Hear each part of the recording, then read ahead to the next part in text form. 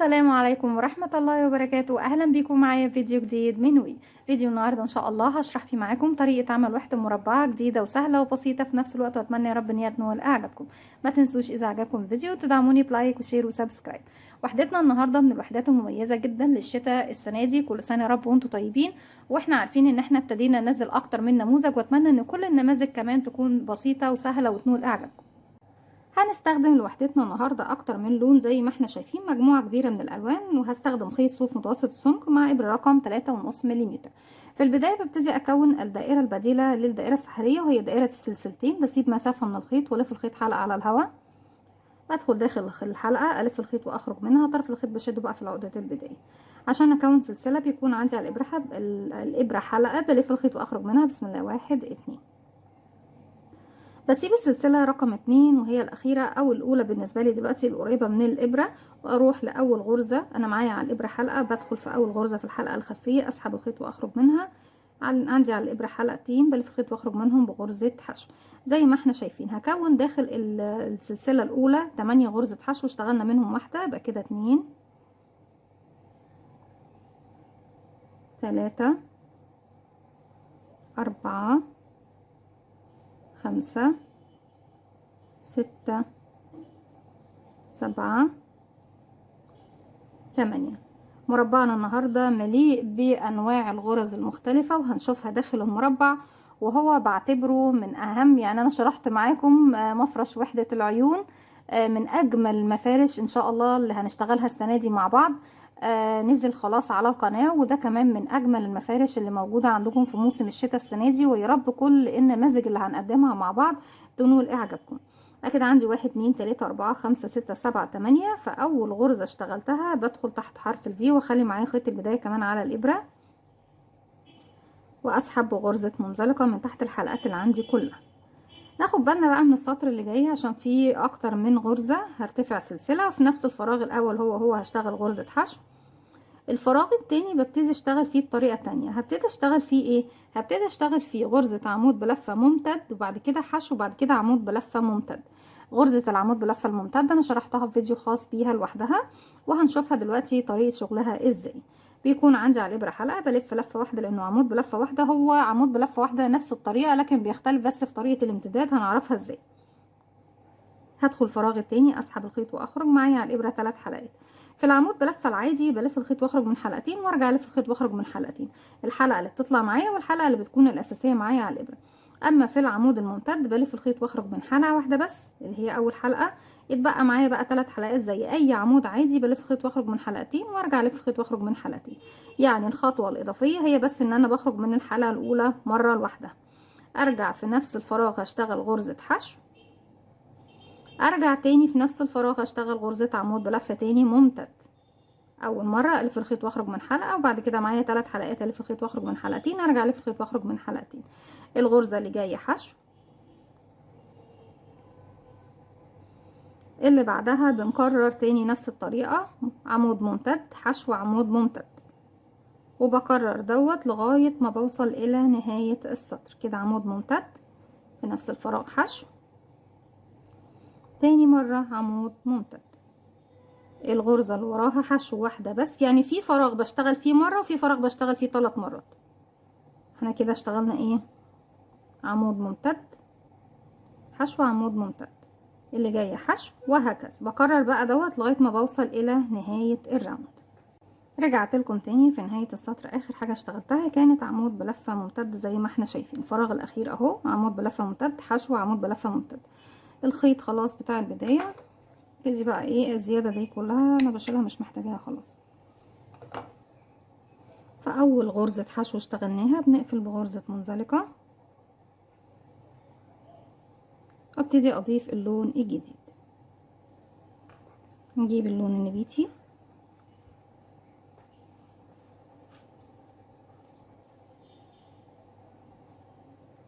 بسيب مسافة من الخيط، وابتدي ألف الخيط حلقة على الهواء، وأقفلها عقدة بداية، وأسحب الحلقة الجديدة من تحت الحلقة الموجودة عندي على الإبرة. في نفس الفراغ اللي أنا واقفة فيه هبتدي أرتفع سلسلة، وهشغل غرزة حشو. الفراغ اللي جاي بشتغل فيه 3 غرزة نصف عمود.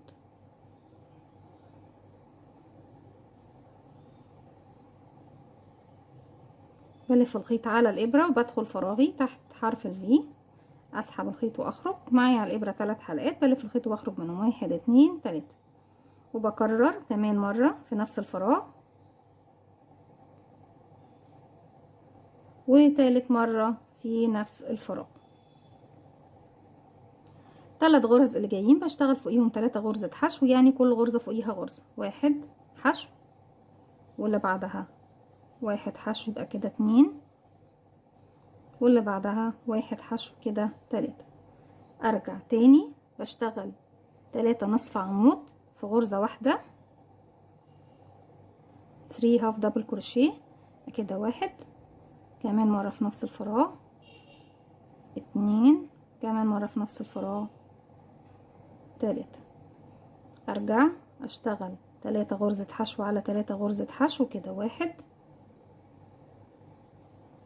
2،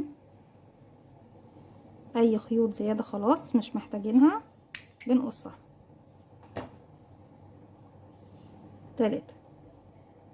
3 نصف عمود، 1 2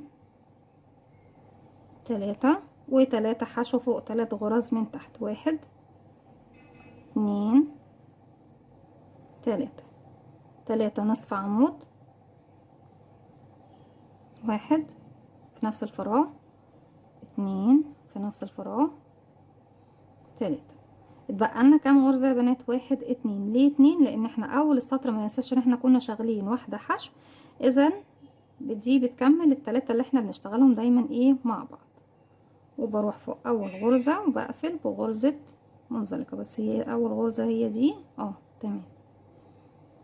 زي ما احنا شايفين بيكون شكل السطر بتاعنا كده اهو. نبتدي نغير اللون،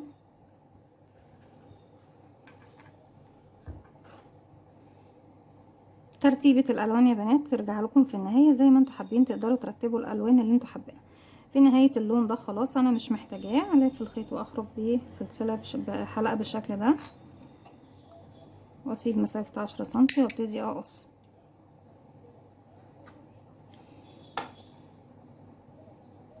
طيب بردك اللون الاول هنسيب 10 سنتي ونبتدي نقص. طيب هاجي هنا بقى دلوقتي من اي زاوية من الزوايا، هي فين الزوايا؟ طب يا رندا المكان اللي فيه 3 غرزة نصف عمود، دي كده حشو ودي كده حشو، ودول 3 نصف عمود، 1 2 3. هاجي في غرزة من الغرز اللي في المنتصف دي اهي، يعني انا عندي 1 2 3 الغرزة اللي في المنتصف، ببتدي اضيف اللون الجديد، نقفل عقدة بداية وبسحب الحلقة من تحت ايه الحلقة دي زي ما احنا شايفين. ابتدي ارتفع سلسلة وابتدي اشتغل غرزة حشو وبعديها كمان 5، كده 1، والفراغ اللي بعدها 2 3 4 5، كده مظبوط حرف الفي كامل اهو 6. هلاقي نفسي وصلت تاني للغرزة رقم 2 اللي هي منتصف الزاوية اللي بعدها، هشتغل فيها ايه؟ هشتغل 3 غرزة حشو في فراغ 1 اهو، كده تمام. حرف الفي اهو، 1 كمان مرة في نفس الفراغ، 2 كمان مرة في نفس الفراغ، 3. هرجع اشتغل 6 غرزة حشو على 6 غرز جايين، 1 2 3 4 5 و6، اللي هي هتكون ايه مكان الزاوية اللي هي الغرزة رقم 2 في الزاوية اللي بعدها زي ما احنا شايفين. مش هشتغل على الجانب ده، هشتغل على الجانب ده بس في المرحلة ايه اللي بعدها. يعني احنا بنقسم وحدتنا النهاردة لمراحل. المرحلة الاولى كانت السطرين الاولانيين، سطر الحشو والسطر اللي كان فيه غرزة العمود بلفة الممتد مع الحشو. السطر التاني زي ما احنا شايفين كان عندنا غرز الحشو مع غرزة النصف عمود. السطر عفوا المرحلة التانية هي اللي كانت باللون النبيتي، المرحلة التالتة هي اللي باللون نقول هو لون براون او لون مدي بني، مدي على جري شوية اهو زي ما احنا شايفينه. هرتفع سلسلة وبكمل المرحلة اللي احنا فيها دي بتكون 5 سطور. اول سطر اشتغلناها نشتغل كمان بعديها 4 سطور بنفس الطريقة. يعني ايه بنفس الطريقة؟ اني بدخل فوق كل غرزة حشو بشتغل غرزة حشو زيها كده، 1 2 3 4 5 6 7 وهبص الاقي نفسي وصلت للغرزة اللي في المنتصف اللي هي الزاوية. بشتغل فوق الزاوية اللي في المنتصف هنا السنتر 3 غرز حشو، 1 كمان مرة في نفس الفراغ، 2 كمان مرة في نفس الفراغ، 3. ارجع الاقي في الجهة المقابلة ليا 7 غرزة حشو كده، 1 2 3 4 5 6 7 بنفس الطريقة. هي برتفع سلسلة والف شغل الناحية التانية زي ما احنا شايفين. بكرر برتفع بقى واشتغل لغاية ما اوصل الغرزة اللي في المنتصف هنا اللي هي الزاوية. بشتغل فيها 3 مرات، يعني بشتغل غرز حشو فوق الغرز حشو، وفي الغرزة اللي في المنتصف هنا بشتغل 3 مرات وارجع غرز حشو على الغرز حشو كده. ده السطر رقم 2. هشتغل 3 و4 و5 بنفس الطريقة هي بنفس التكرار، وارجع لكم نكمل مع بعض المرحلة الجديدة. رجعت لكم تاني وكده خلصنا السطر الاخير، وبقى فيه تعديل بسيط عملته يا بنات. بس ايه، المرحلة الاولى عفوا بتنتهي في السطر رقم 3. يعني اول 3 سطور بيكونوا بلون، والمرحلة التانية بلون زي ما احنا شايفين. انا بحاول اخلي كل مرحلة بلون بحيث ان انتوا تعرفوا كل مرحلة بدايتها ايه ونهايتها ايه. يبقى المرحلة الاولى كانت باللون الطوبي اللي هو السطر الاول والتاني والتالت، وبعد كده ابتدينا المرحلة التانية باللون النبيتي. اخر غرزة عندي اهي هدخل اشتغلها غرزة حشو. في اخر حلقتين هخليهم عندي على الابرة، وهبتدي اجيب بردك هخلي المرحلة ايه رقم 3 باللون الزيتي.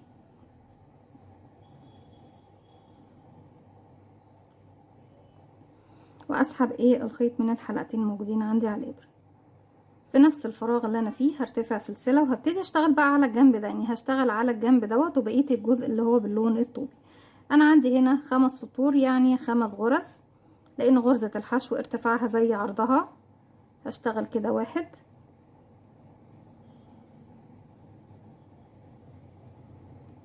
2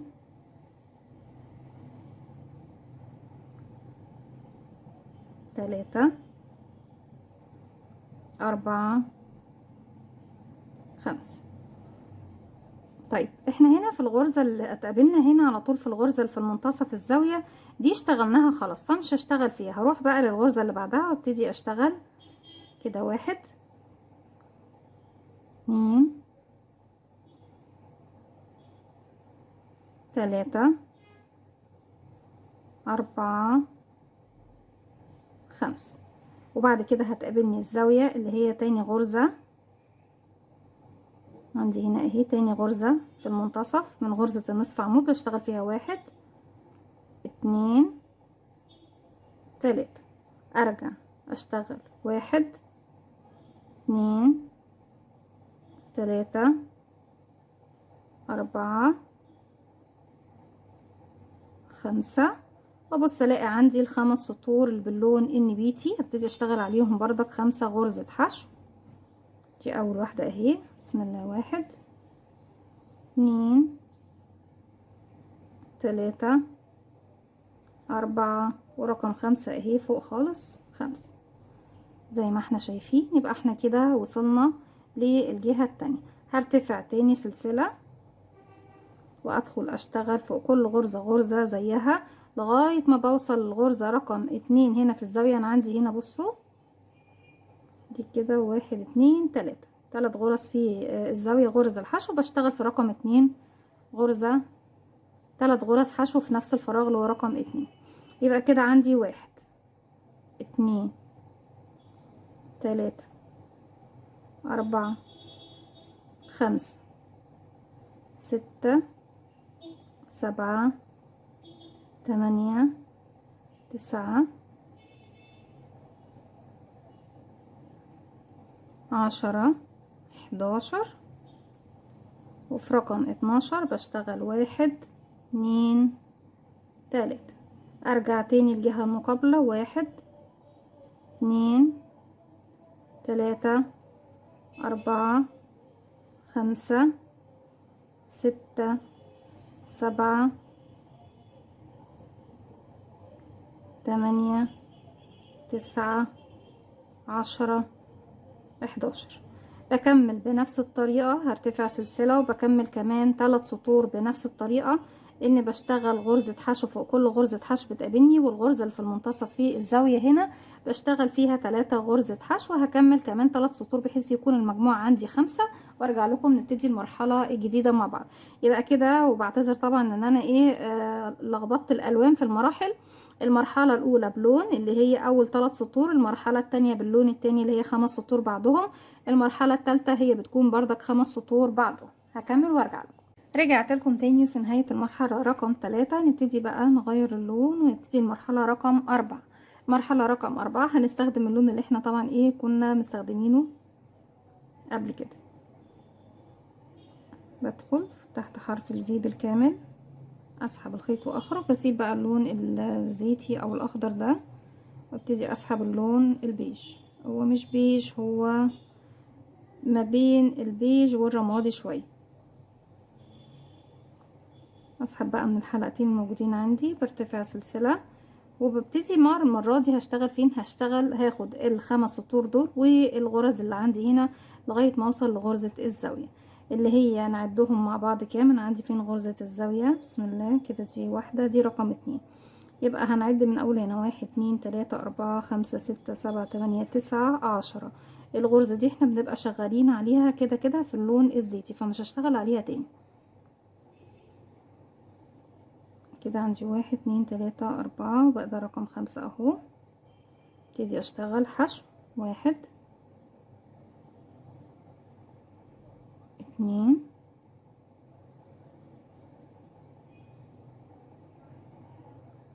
3 4 و5. هرجع هسيب اللي انا اشتغلت فيها اول واحده بلون النبيتي اللي خارج منها اللون الاخضر، مش هشتغل فيها تاني، ما بكررش الشغل.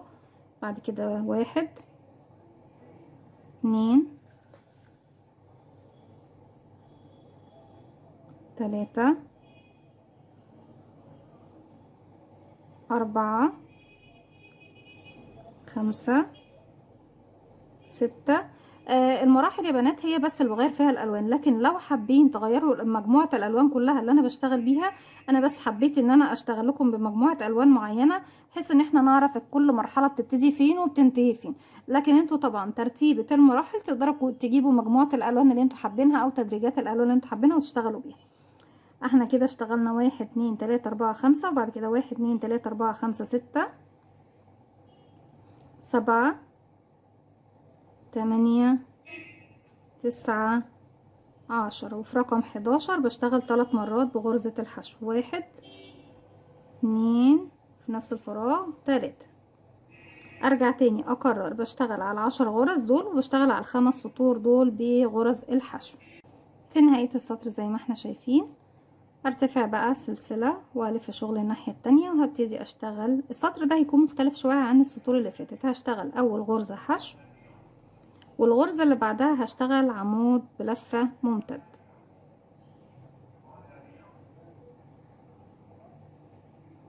ارجع اشتغل حشو،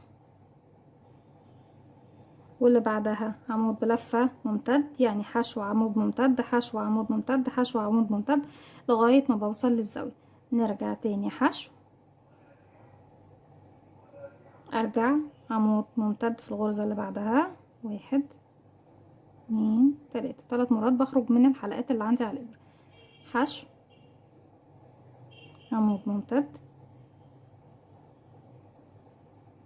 لغاية مكان الزاوية عندي. 1 2 3. ايوه كده، برافو، صح كده. 1 2 3. يبقى لغاية الغرزة دي كده فاضلي 1 2 3 4 5 6 7 8.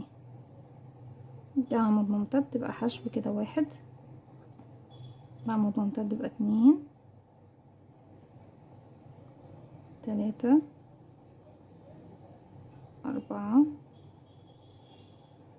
حشو، دي رقم 5، وبعدها عمود ممتد رقم 6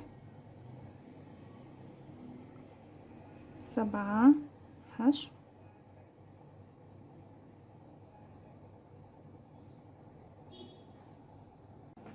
كده لا، احنا كده الزاوية عندي، لا هي فعلا احنا اخر حاجة اشتغلناها هي كانت الغرزة الاولى من الزاوية.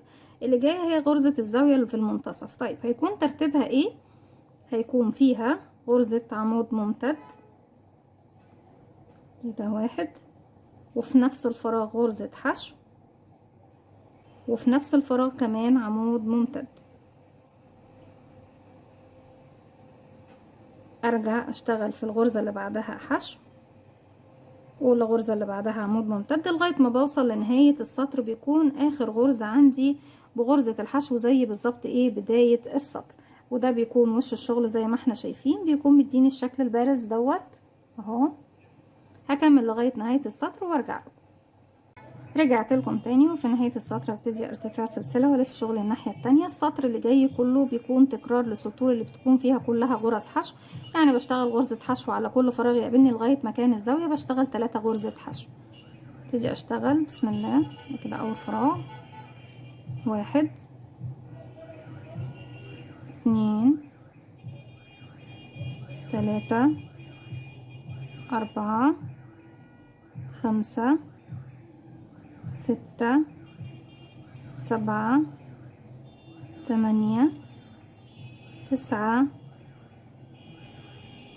10، 11، 12، 13، 14، 15، 16، 17. 17 غرزة بغرز الحشو. الغرزة رقم 18 اشتغل فيها 3 مرات. واحد، كمان مرة في نفس الفراغ، اتنين، كمان مرة في نفس الفراغ، 3. هرجع اشتغل 17 غرزة حشو جهة اليسار. والسطرين اللي جايين بيكونوا تكرار للسطر اللي فات، يعني هكمل السطر دوت وكمان سطرين بعد منه من فوق لغاية ما اوصل ل5 سطور. هكمل وارجع. رجعت لكم تاني، وزي ما احنا شايفين في نهاية السطر ابتدي اغير للون البيج ونبتدي المرحلة كده. 1 2 3 4، المرحلة رقم 5.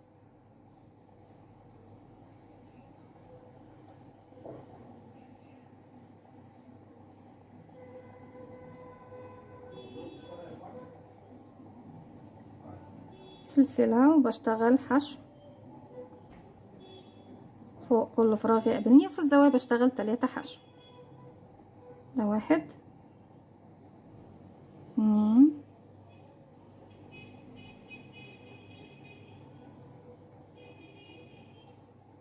3 4 5.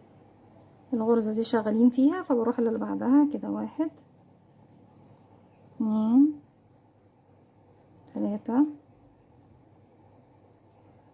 4 5 6 7 8 9 10. عندي 11 12 13. وعايزة اشوف ده 1 2 3 يبقى كده كام؟ 1 2 3 4 5 6 7 8 9 10 11 12 13 14 15 16 17 18 19. والغرزة اللي جاية هيكون فيها 3 حشو. 1 2 3. ارجع اشتغل لغاية نهاية السطر. كل الغرز عندي غرز حشو. اكمل وارجع. رجعت لكم تاني. السطر اللي جاي هبتدي سلسلة. اكرر السطر المرحلة اللي احنا اشتغلناها باللون اللي هو الرمادي شوية دوت او البني الفاتح زي ما احنا شايفين، بس على العكس ان السطر اللي هو رقم 2 هناك ابتدى بغرزة حشو، لا السطر هنا هيبتدي بغرزة عمود ممتد. انا ارتفعت سلسلة واحدة بس، وبعد كده اشتغلت عمود ممتد زي ما احنا شايفين. ارجع اشتغل حشو، عمود ممتد، حشو، عفوا حشو، عمود ممتد، حشو، عمود ممتد لغاية ما اوصل لمكان الزاوية. عندي هنا الزاوية كده اول غرزة فيها، دي تاني غرزة. كده عندنا 1 2 3 4 5 6 7 8 9 10 11 12 13 غرزة باقيين لي، بشتغلهم حشو نص عمود ممتد، حشو عمود ممتد لغاية ما اوصل للزاوية. كده بعد ما اشتغلت 20 غرزة واخرهم غرزة حشو، هبص اشتغل عمود ممتد وحشو وعمود ممتد.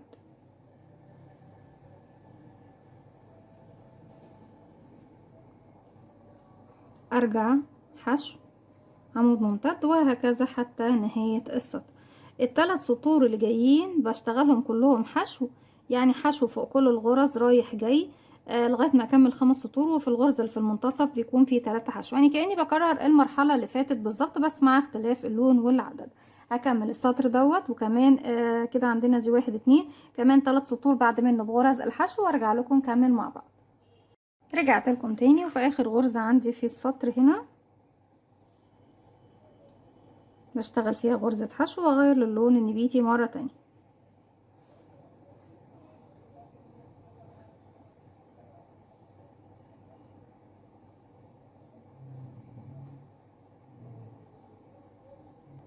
سلسلة حشو في نفس الفراغ، 2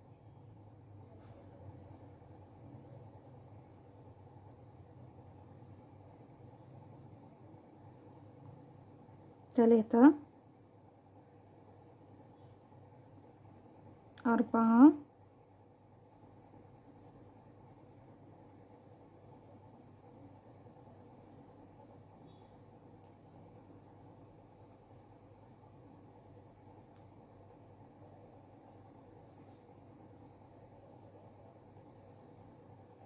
ورقم 5. الغرزة دي شغالين فيها، هنبتدي بقى نعد من بعدها 1 2 3 4 5 6 7 8 9 10 11 12 13 14 15 16 17 دي هنا اهو 18 19. ودي الغرزة اللي في المنتصف 1 2 3 في نفس الفراغ، 1 2 3 في نفس الفراغ، وارجع اشتغل على كل سطر ايه بغرز الحشو.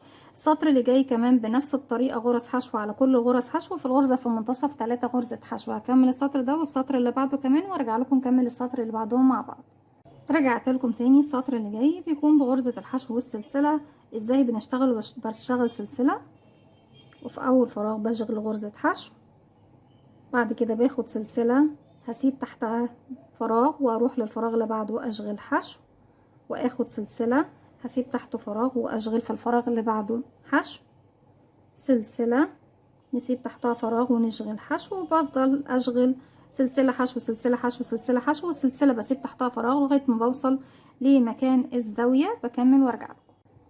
عندي هنا الفراغ رقم 26 فوقيه سلسلة هسيبه واروح لرقم 27 واشتغل 3 حشو، 1 2 3، ارجع تاني اخد سلسلة اسيب تحتها فراغ واروح اشتغل حشو، وهكذا سلسلة حشو سلسلة حشو سلسلة حشو لغاية ما بوصل لنهاية السطر. في نهاية السطر انا عندي هنا اخدت سلسلة اسيب تحتها فراغ واروح اشتغل اخر غرزة. السطر اللي جاي برتفع سلسلة والف شغل الناحية التانية. فوق غرز الحشو بيكون فوقيها غرز حشو، اما فوق السلسلة بيكون فوقيها غرزة نصف عمود ساقطة او ممتدة، يعني بشغل فوق اول فراغ عندي هنا اهو، بسم الله، حرف الفي ليه اهو بس عشان ضيقة شوية، نصف عمود ساقطة هسيب عفوا هي مش ممتدة هي ساقطة، بسيب السلسلة اللي فوق. شايفين الحشو اللي كنا سايبينها تحتها؟ هدخل فيها والف الخيط واخرج، معايا 3 حلقات هلف الخيط واخرج منها. ارجع فوق الحشو حشو والف الخيط على الابرة، بسيب السلسلة وانزل للحشو اللي تحتها واشغل غرزة نصف عمود ساقط، حشو، الف الخيط على الابرة. السلسلة مش هشتغل من فوقيها، دي السلسلة فراغها اهو يا بنات اهو. تحتيها بقى غرزة الحشو اللي تحتيها هي اللي بدخل فيها واسحب الخيط واخرج معايا 3 حلقات اللي في الخيط واخرج منهم، وبكمل بنفس الطريقة فوق الحشو حشو فوق السلسلة نصف عمود ساقطة بتكون في مكان الحشو اللي احنا سايبينها من تحت. بكمل كده لغاية ما بوصل للزاوية، في الزاوية بشتغل 3 غرز حشو. السطر اللي جاي بيكون كله غرز حشو فوق كل الغرز ما عدا الغرزة اللي في الزاوية بيكون فيها 3 حشو. هكمل بقى السطر دوت بنفس الطريقة، والسطر اللي بعده بيكون زي غرز الحشو اللي احنا اشتغلناها في الجانب ده، وبعد كده هرجع لكم نكمل مع بعض اخر مرحلة. رجعت لكم تاني وكده خلاص في نهاية المرحلة رقم 6، والمرحلة اللي جاية هي المرحلة الأخيرة رقم 7، وبتكون تكرار للمرحلة رقم 6. يعني أول سطرين، السطرين الأولانيين بيكونوا كلهم حشو وفي الزوايا 3 حشو، السطر اللي بعده بيكون حشو سلسلة حشو سلسلة حشو، السطر اللي بعده بيكون حشو فوق الحشو نصف عمود ساقطة عفوا فوق السلسلة اللي هي بتكون طبعا بندخل في الفراغ اللي تحت في الحشو اللي تحت السلسلة، وبعد كده بكمل السطر الأخير بغرزة الحشو كالمعتاد. هسحب بقى اللون اللي هو الاصفر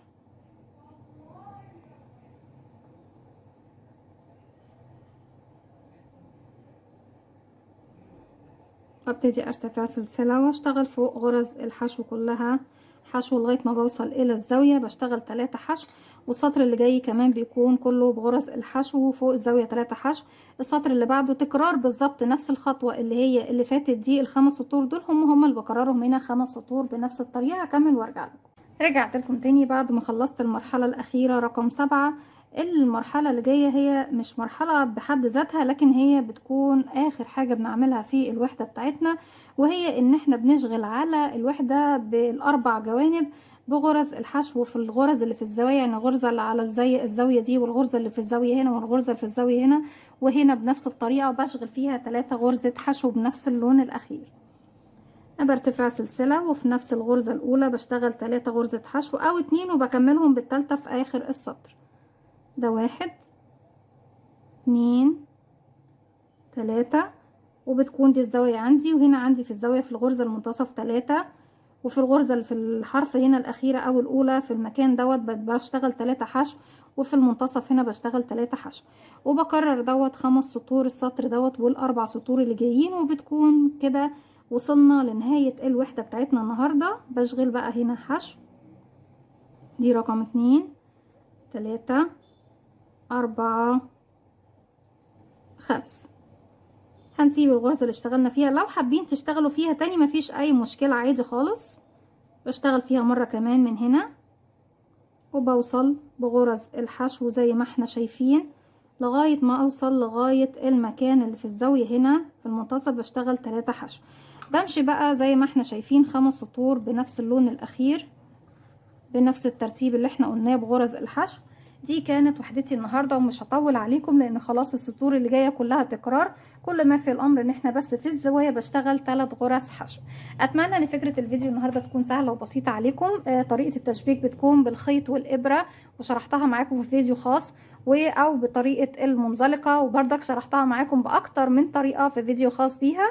اتمنى ان الفيديو النهارده يكون سهل وبسيط عليكم. ما تنسوش اذا عجبكم الفيديو تدعموني بلايك وشير وسبسكرايب، واستنوني في افكار جديده من وكمان ما تنسوش تفعلوا زرار الجرس ويوصلكم مني كل جديد. السلام عليكم ورحمه الله وبركاته.